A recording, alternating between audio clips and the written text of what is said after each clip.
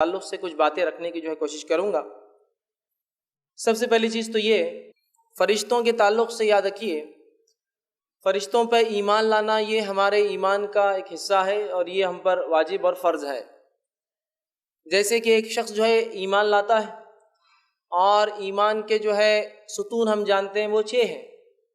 اس ایمان کے ستون میں سب سے پہلا ہے کہ آمنت باللہ، ایمان لائے وہ شخص اللہ پر،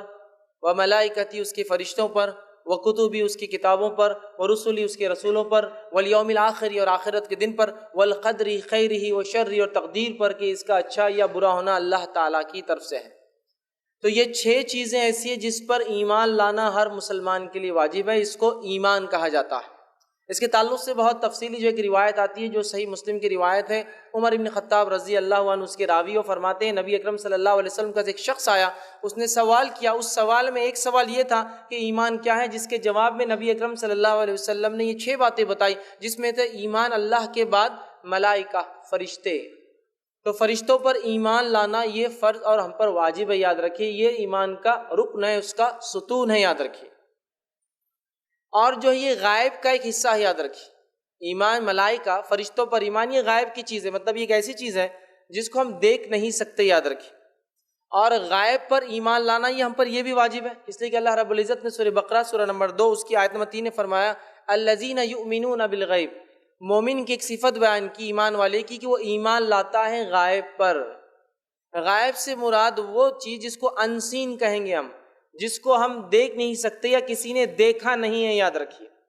تو ایمان بالغیب یہ ہمارے ایمان کا حصہ ہے، اور فرشتوں پر ایمان بالغیب میں سے ہے، یاد رکھیے۔ اور اس کے علاوہ بھی غیب میں بہت ساری چیزیں ہیں جس کو ہم نہیں دیکھتے۔ اسی طرح جیسے کہ ایک اور دنیا ہے، ایک عالم ہے جس کو ہم کہتے ہیں جنوں کی دنیا۔ انشاءاللہ اس کی تفصیلات آنے والے دنوں میں آئیں گی۔ تو آج جس دنیا کے تعلق سے بات آپ کے سامنے رکھوں گا وہ ہے ورلڈ آف نوبل اینجلز، عالم الملائکۃ الابرار، کہ فرشتوں کی دنیا کیا ہے، ان پر ایمان کس کو کہتے ہیں، اس کے تقاضے کیا ہیں۔ ورنہ ہم دیکھتے ہیں کہ فرشتوں پر ایمان میں کبھی کبھار ہم بہت گڑبڑ کر دیتے ہیں۔ جیسے کہ ایک مثال دیتا ہوں کہ بہت سارے لوگوں کا یہ ماننا ہے کہ جو ابلیس جو جن ہے، ابلیس جس کو ہم شیطان کہتے ہیں عام زبان میں، تو بہت سارے لوگوں کا یہ ماننا ہے کہ یہ ابلیس کسی زمانے میں ایک فرشتہ تھا اور بہت اللہ کی عبادتیں کیا کرتا تھا اور فرشتوں کا سردار تھا، لیکن ایک بار کیا کیا، بغاوت کر بیٹھا اپنے رب سے، تو کیا بن گیا، پھر وہ شیطان بن گیا۔ یاد رکھیے فرشتوں کے ایمان میں یہ چیز داخل ہے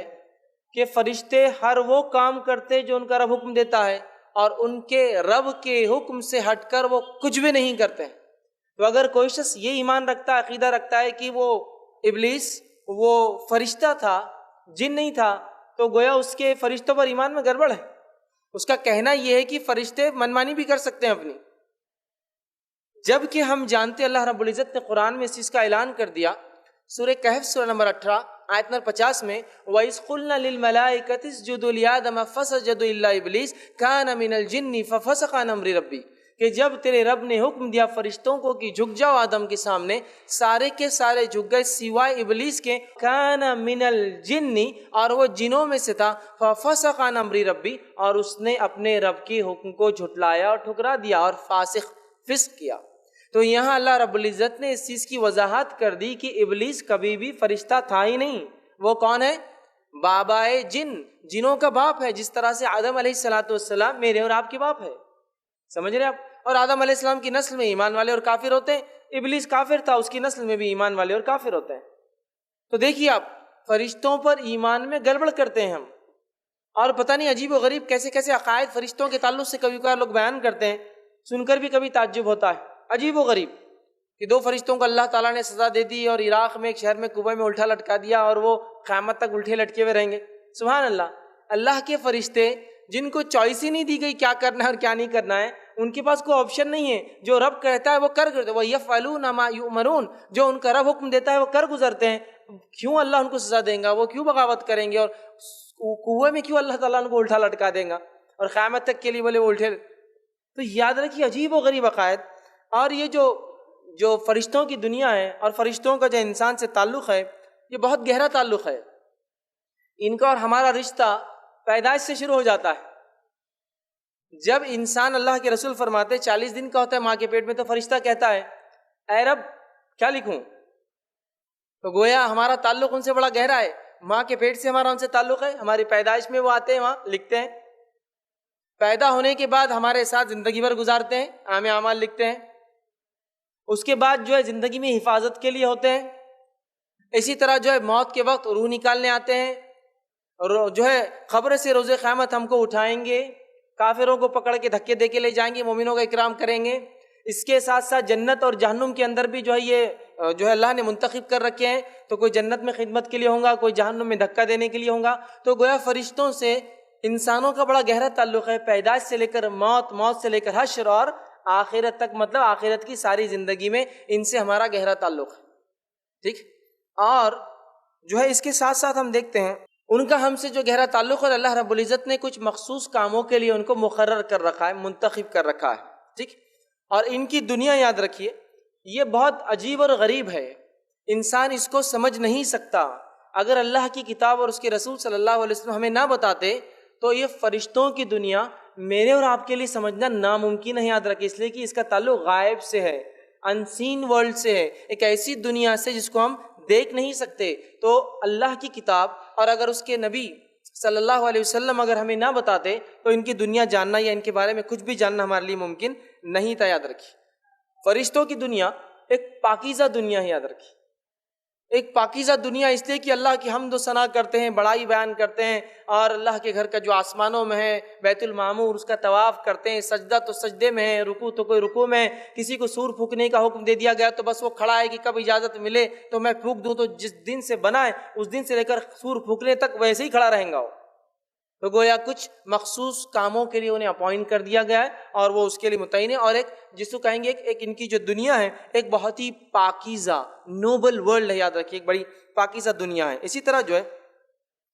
فرشتوں کو عربی میں جو ہے، یا فرشتے کو عربی میں ملک کہتے ہیں، ویسے فرشتہ لفظ جو ہے فارسی سے آتا ہے، اس کو کہتے ہیں ملک، اور ملائکہ یہ اس کی جمع ہے، فرشتوں کو جس کو ہم کہتے ہیں، ٹھیک ہے۔ تو ملک یہ لفظ ہے، اور علماء لکھتے ہیں کہ ملک جو لفظ ہے وہ علقہ سے آتا ہے، جس کا معنی ہے پیغام پہنچانا۔ چونکہ یہ اللہ کا پیغام انسانوں تک لا کے، مطلب انبیاءوں تک پہنچاتے ہیں، جو ہم تک پھر پہنچاتے ہیں انبیاء، اس لیے ان کو ملک کہا جاتا ہے، پیغام پہنچانے والا۔ یا کچھ لوگوں نے کہا یہ مالک سے بھی لفظ آتا ہے، اس لیے کہ اللہ نے فرشتوں کو کچھ مخصوص کام دے رکھے ہیں جس کے وہ ذمہ دار ہے، اس سے بھی بہر مالک سے ملک، بہرحال لیکن زیادہ بہتر جو ہے وہ یہ علماء کہتے ہیں کہ پیغام پہنچانے کی وجہ سے ان کو علقہ سے ملک کہا جاتا ہے، اور ملائکہ اس کی جمع ہے، یاد رکھیے، ٹھیک ہے، اس لیے کہ اللہ کا پیغام بندوں کو پہنچاتے ہیں۔ ان پر لانا ہم پر، ایمان لانا ہم پر فرض ہے۔ میں نے خطبے میں آپ کے سامنے ایک آیت تلاوت کی، سورہ بقرہ کی آیت 285 تھی، جس میں اللہ رب العزت نے فرمایا آمن الرسول بما انزل الیہ من ربہ والمؤمنون، ایمان لائے، آمن الرسول، ایمان لایا رسول اس چیز پر، اور ایمان لائے ایمان والے، مطلب جو لوگ اس کے اوپر ایمان لائے نبی پر، کن کن چیزوں پر ایمان لائے؟ کل آمن باللہ، سب کے سب ایمان لائے اللہ پر، وہ ملائکتی اس کے فرشتوں پر، وہ کتبی اس کی کتابوں پر، وہ رسولی اس کے رسولوں پر، والیوم الاخر، مطلب وہاں آمن رسول بما انزل الیہ من ربی والمؤمن کل آمن باللہ وملائکتی وکتبی ورسولی لا نفرق بین احد من رسولی۔ تو یہاں 4 چیزوں کا تذکرہ ہے، جس میں دوسرے نمبر پہ کیا بیان کیا گیا کہ ایمان لایا رسول، اور ایمان لائے ایمان والے کن چیزوں پر؟ اللہ پر اور فرشتوں پر۔ اسی لیے میں نے کہا فرشتوں پر ایمان لانا فرض ہے، اور یہ ایمان کے ستونوں میں سے، ایمان کے فاؤنڈیشنز میں سے ایک چیز ہے، یاد رکھیے، اور ہمیں فرشتوں پر ویسا ہی ایمان لانا ہے جیسا کہ ہمیں جو ہے حکم دیا گیا ہے، یاد رکھیے۔ اب فرشتوں پر ایمان کیسا ہونا چاہیے، اس کے تعلق سے میں چند باتیں آپ کے سامنے رکھتا ہوں، جو کہ امام بیہقی نے شعبۃ الایمان میں یہ چیز لکھی ہے کہ فرشتوں پر ایمان کیسا ہونا چاہیے، پھر ان کی دنیا کی طرف بھی بڑھیں گے ہم۔ چونکہ پہلی چیز تو ہے ان پر ایمان لانا، ایمان لانے کے بعد پھر بہت ساری چیزیں جو بتائی گئی وہ بھی ہے۔ تو ایمان لانے کے تعلق سے لکھتے اور بیان کرتے، پہلی چیز ایمان لانے میں جو داخل ہے وہ یہ ہے، ایمان کی فرشتے ہیں، ان کے وجود کا اقرار کرنا۔ فرشتوں پر ایمان لانے کا پہلا حصہ کیا ہے کہ ایمان لانا ان کے وجود پر، کی فرشتے ہیں، اللہ کی ایک مخلوق ہے، یہ فرشتے ہیں اور یہ بھی اللہ کے بندے ہیں۔ آگے وہ لکھتے ہیں ان میں سے ہر ایک کو ان کے حقیقی مقام دے، ان میں سے فرشتوں میں سے ہر ایک کو وہ کہتے ہیں ان کا حقیقی مقام دے۔ ایسا نہ ہو کہ آپ کس کو زیادہ کر دیں، کس کو کم کر دیں، حالانکہ اللہ رب العزت نے کسی اور کو زیادہ اور کسی اور کو کم بتایا، تو ہر کسی کو ان میں سے اپنا اپنا مقام دے حقیقی۔ ایمان کی وہ اللہ کے بندے ہیں، ایمان لائے ایک شخص کی فرشتے اللہ کے بندے ہیں جیسے جن اور انس ہے، مطلب اللہ نے جیسے جنوں کو پیدا کیا، انسانوں کو، فرشتوں کو پیدا کیا، اسی طرح وہ اللہ کے بندے ہیں۔ انہیں اللہ حکم دیتا ہے، اللہ انہیں حکم دیتا ہے، آرڈر دیتا ہے، اور ان کا حساب بھی لیتا ہے، لیکن وہ حساب اس اعتبار سے نہیں جیسا کہ ہمارا ہوگا گناہ اور نیکی کے اعتبار سے، ان کا حساب لیتا ہے، مطلب ان سے سوال بھی کرتا ہے کہ کیا ہوا میرے بندوں نے کیا کیا، حالانکہ اللہ کو معلوم ہوتا ہے پھر بھی پوچھتا ہے۔ تو وہ جو ہے اللہ کا حکم بجا لاتے ہیں، اللہ ان کا حساب بھی لیتا ہے۔ وہ کچھ بھی نہیں کر سکتے خود سے سوائے جس کا اللہ انہیں حکم دے۔ فرشتے خود سے کچھ بھی نہیں کر سکتے سوائے اس کے جو ان کا رب انہیں حکم دیتا ہے۔ پھر آگے لکھتے ہیں اور کہتے ہیں اللہ نے انہیں صلاحیت دی ہے، اور وہ کہتے ہیں انہیں موت بھی آ سکتی ہے، لیکن انسانوں کے مقابلے میں یہ بہت لمبی زندگی گزارتے ہیں، اور ہم جانتے ہیں قیامت کا جب پہلا سور پھونکا جائے گا تو تمام چیزیں ہلاک ہو جائیں گی، اس میں فرشتے بھی داخل ہیں، تو ان کو موت بھی آتی ہے لیکن کافی لمبی زندگیاں جیتے جنہوں نے انسانوں کے مقابلے میں۔ ان کے بارے میں ایسا کچھ بھی نہیں کہنا چاہیے کہ وہ اللہ کے ساتھ شریک ٹھہر جائے، ایسی کوئی بات ان کے تعلق سے نہیں کہنا چاہیے جس کی وجہ سے ایسا ہو جائے کہ اللہ کی ذات میں یہ فرشتہ شریک ہو جائے، اور انہیں معبود نہیں بنانا چاہیے جس طرح سے عرب قومیں اسلام سے پہلے ان کی عبادت کرتی تھی۔ انہیں عبادت کی چیز نہیں سمجھنا چاہیے جس طرح سے عرب کی قوم یا کچھ قبائل لوگ ان کی جو ہے عبادت کرتے اور اس کا عقیدہ رکھتے ہیں۔ تیسری چیز پھر آگے لکھتے ہیں اور فرماتے ہیں اس بات کا ماننا کہ ان میں سے کچھ پیغمبر یعنی وہ ہے جو اللہ کا پیغام انبیاؤں تک پہنچاتے ہیں، ان میں سے کچھ رسول ہیں، پیغمبر یعنی اللہ کا پیغام پہنچاتے ہیں، جس کو اللہ چاہتا ہے انسانوں میں سے اس کے پاس وہ لا کر پہنچاتے ہیں۔ ان میں سے کچھ اللہ کا عرش اٹھائے ہوئے ہیں، انشاءاللہ آگے تفصیلات آئیں گے، اللہ کا عرش اٹھائے ہوئے جو 8 فرشتے اٹھائے ہوئے، تو کچھ اللہ کا عرش اٹھائے ہوئے ہیں، اور جو صفوں میں کھڑے رہتے ہیں، کچھ فرشتے ایسے کہ صفوں میں کھڑے انتظار کرے اللہ کے حکم، صفوں میں کھڑے رہتے ہیں، اور